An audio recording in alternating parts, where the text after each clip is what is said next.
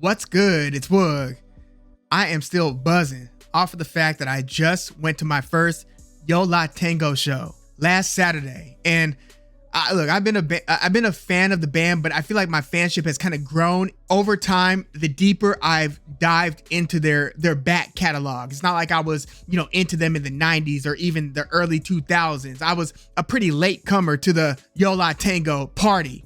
But I always respected the fact that they had a deep and extensive catalog throughout decades. And over the years, I've just gone deeper and deeper, even into some of their, their B-sides and their EPs and their film scores and so forth. But I just went to their show in downtown Los Angeles at a new-ish venue called the Bellwether. Now, the Bellwether, I believe it seats about 1,600 people. So it's a little bit bigger than like the El Rey, the Fonda. It's more than double the capacity of the Terragram Ballroom. For those of you that know, a lot of really cool shows take place there. Like when like Ty Segall or like the OCs come to town, it's usually the Terragram Ballroom. So the Bellwether is significantly bigger than that venue, but it's a very nice venue. And it's interesting because it is near the middle of downtown. Like you exit the 110 on 3rd and 4th Street, but the way that the parking works, because it's kind of a quieter part of 3rd and 4th Street, perfect location. It's not like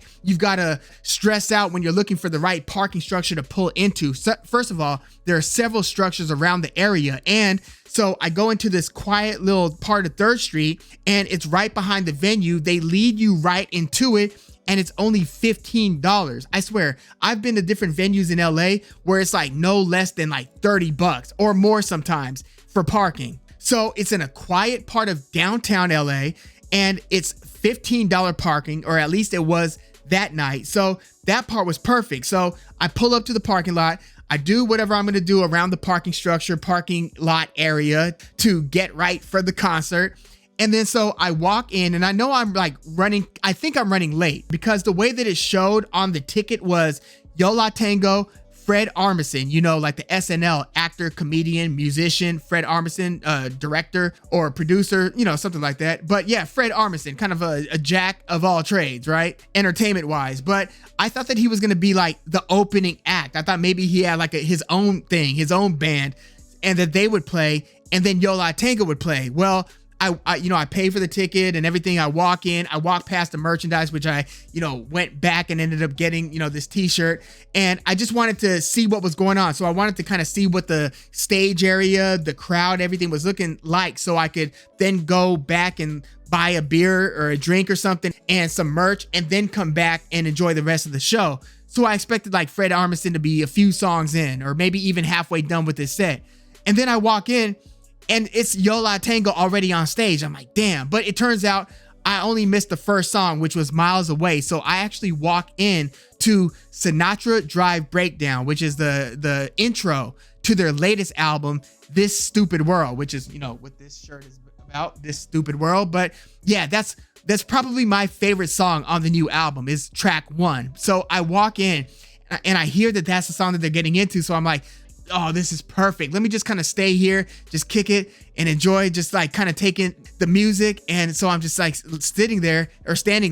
And by the way, it wasn't like super crowded. I mean, it was packed, but you could easily kind of position your way into like getting a clear shot of the stage and everything. It was manageable. It wasn't a ish show.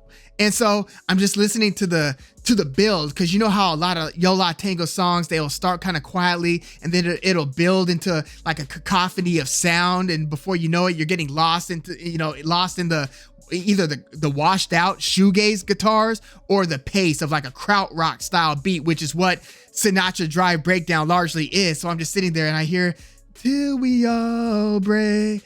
I'm like, oh yeah. And so and it's a long song, right? It's got a lot of different breakdowns. And so I'm just enjoying the hell out of this thing. And I arrived at the perfect time. So that song eventually wraps up. It's beautiful. It's blissful. It's euphoric. Then I walk back out and I get the t-shirt and I get the beer. And then I go back out into the crowd and I'm just feeling it, man. And it's like, they go through songs, Before We Run, Fallout, Celestine, which is another good song from This Stupid World. By the way, my favorite Yo La Tengo albums, it varies. You know how certain bands, at different times you'll have a different favorite album. So yeah, sometimes it's I Can Hear the Heart Beating as one, or And Then Nothing Turned Itself Inside Out. Yeah, sure. Sometimes one of those two are my favorite, but other times it's like I Am Not Afraid of You and I Will Beat Your A, the album after that, 2006. Sometimes that's my favorite, or no, 2 albums later, because Summer Sun was between those. Sometimes my favorite is either Popular Songs or Fade from 2009, 2013. I especially love Fade's I'll Be Around, which was one of the absolute highlights of this concert. It's like one of Yo La Tengo's rare folky moments, and it's just kind of like a slow burner, but that little beautiful guitar riff, it's so nice, and like the gentle, because you know Ira Kaplan, because it's Georgia Hubley, Ira Kaplan, those are the 2 vocalists, and they kind of alternate songs sometimes, and then the other member is the bassist, James McNew, and Georgia Hubley is also playing the drums for a lot of the show, but again, Fred Armisen was also playing drums, so sometimes they would both be playing drums, sometimes Georgia Hubley would come up and do the vocal standing up, but Ira Kaplan was just, you know, doing his thing with the guitar, but he also has a very gentle quality in his voice. Like neither of these people, neither of the vocalists are like grade A level singers. Like no one, if this was American Idol, neither of them are going to Hollywood, most likely, right? They aren't that quintessential lead singer, but they both have interesting and unique qualities or timbres to their voice that sound nice on tracks. And you know, Ira Kaplan, that gentle quality in his voice, it really translated well in this live show environment, especially on a song like I'll Be Around. By the way, another one of my favorite albums is Electro Pura from 1995. Phenomenal album. That's the one with the Blue Line Swinger, which they didn't do in this show, but they did do, you know, their hits. They did Autumn Sweater. They did that towards the end of the show, a couple songs after I'll Be Around. They did about half of stuff, you know, half of their show was new stuff. You know how a band will do like half of their new album and then half scattered among their discography? That's kind of what Yo La Tengo did. A couple songs after Autumn Sweater, they played Tom Courtney, another one of their more popular songs. In fact, I think that that one is also from Electro Pura. But as they just went through these songs, it was just so nice because you know how Yo La Tengo is kind of a mix of like noise pop, twee, that gentle twee pop, some jangle guitar, some shoegaze, some ambient or experimental. I mean, Yo La Tengo has a whole ambient album from 2020 called We Have Amnesia sometimes. I love their ambient stuff. And sometimes they'll have some ambient stuff tucked within an album. Like they have a couple ambient songs on the 2018 album, There's a Riot Going On. And I know for all of you OG Yo La Tengo fans, I haven't said too much yet about Ride the Tiger, New Wave Hot Dogs, President Yo La Tengo, Fake Book, and so forth. But they did do a couple songs from some of their older albums as well. But Yo La Tengo has such an eclectic mix of these different indie subgenres, and it just works so well. One of the most well-rounded, and you know, I've said it in a prior video, I consider them to be one of the most consistent, if not the most consistent band in indie. Somebody replied in a comment with Guided by Voices. Yo, I'm not going to argue with that.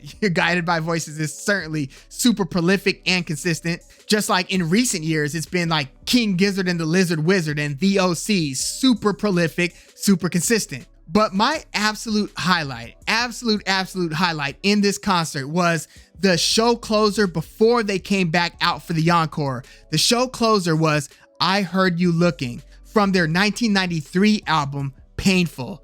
You want to talk about that build, that crescendo, that cacophony of washed out guitar and synth. This was the perfect show closer. And the way that they collectively as a band, the way that they brought it up and then they brought it back down gently to close the show out. Like they went and they'll have their noise rock freakouts. Like, I mean, they had it when I walked into the show to Sinatra Drive Breakdown. Ira Kaplan was just going mad on the guitar, and it's just one of those moments. And then they'll kind of bring it back down into the groove, into the riff. I love how they do that. But they did that so well with the show closer, I Heard You Looking. And guess what? Featured, who came out and made a cameo, Lucy Dacus from Boy Genius came out and got on the keys for I Heard You Looking. It was perfect. It was so perfect. You know, at the time, I was just so into it. I didn't even know it was Lucy Dacus until later. And look, I know that Yo La Tengo's LA show was a few years in the making, as Ira Kaplan said during the show. I just hope that there was somebody there, because I got my, my phone footage and stuff. It's clear, but it's not great. I just hope that they had some videographers properly shooting that concert. I mean, you could stream it later on, get it on a platform. Like I forgot what platform it was on. I watched like a deer hunter show from their early years on one of these streaming platforms. And it was such a great moment to film, because that was when they were still on the upswing, doing like the Weird era and Microcastle, like that part of their career. It was before Halcyon Digest. And I know that Yo La Tengo is like 17 albums into their career, but I just hope that somebody was there, a videographer, preferably a team of videographers, were there to properly capture and later edit what they caught that night, because it felt like pure magic. I mean, if you went to the show, or if you've been to any of the shows during this current tour that Yo La Tengo is on, let me know if you experienced something similar. I know that they switch up their set list show over show. Like I think that they did Barnaby Hardly Working. That was like the track one from like an old album, President Yo La Tengo. Like they did that, I think a night or two, a couple nights before the LA show that I went to. But I am glad. I mean, again, they didn't do Blue Line Swinger in this one that I went to, but they did a magnificent closer with I Heard You Looking, in this case, featuring or with Lucy Dacus. And then, they exited, and obviously nobody left after that. We all knew or suspected that they were coming back out for an encore. They came back out. They did Roll On Babe, which was a Ronnie Lane cover. They did Heaven Only Knows by the Shangri-Las to honor the late Mary Weiss. And for that song, Steve McDonald came out. Steve McDonald from the LA punk, alt-rock, pop-punk band Red Cross. By the way, Steve McDonald's got a daughter, Astrid McDonald, who plays in a LA band called The Side Eyes. Pretty cool band. But Steve McDonald of Red Cross joined Yo La Tengo for Heaven Only Knows, the Shangri-La's cover. And then they close it out with their famous, one of their biggest songs, most popular songs, You Can Have It All. That ba, ba, ba, ba, ba, ba, ba, ba, da, da. And they made that, again, with the gentle quality of the vocals, made that sound so nice. And that is a George McCrae cover. If you didn't know that You Can Have It All, that is a cover. Look up George McCrae, You Can Have It All. George McCrae had a big time song called, what was it? Rock Me Baby, Rock and Roll Baby, something like that, from the mid 70s. But yeah, that was a song that Yo La Tengo closed the whole show, closed their encore with. One of their more popular songs, You Can Have It All. So yeah, those are some of my quick thoughts on my first Yo La Tengo concert. Again, the Bellwether, I highly recommend it. If you could get to a show out there, it is one of the more convenient downtown LA or downtown Hollywood, anywhere around there, LA venues to attend. I liked it a lot, and I loved this performance. Let me know if you're a Yo La Tengo fan. Let me know if you've heard of them. Let me know if you've never heard of them, and if this is your first exposure to hearing about Yo La Tengo. Let me know your thoughts in the comments. Please like the video, subscribe to the channel if you love music like I do. I'm Woog. Thanks for tuning in.